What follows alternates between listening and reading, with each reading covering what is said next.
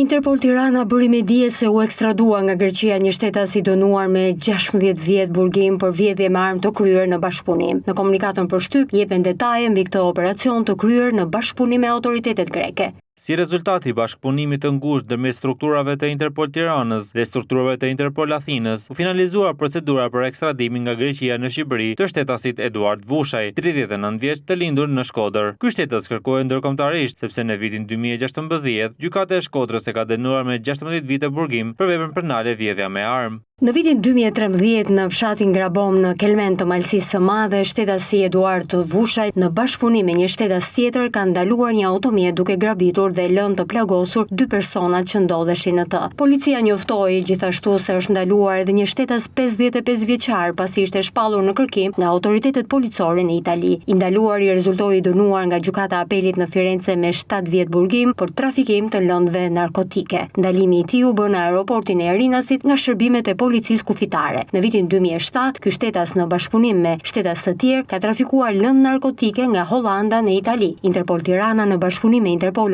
Romën po punojnë për të finalizuar procedurën e ekstradimit. Ndërkohë në Tiranë policia arrestoi një 28 vjeçar i kallëzuar për mashtrim. Gjatë ndalimit të tij policia sekuestroi edhe një automjet që arrestuari pretendonte se e posedonte, por ndërkohë ai ishte paditur se kishte marrë makinën, por nuk ishte transferuar në bank shumën e dakordsuar për blerjen e saj. Nga hetimi dyshohet se një 37 vjeçari ka dhënë në mirëbesim automjetin një 28 vjeçari i cili e ka mashtruar se pagesën do t'ia transferonte në bank.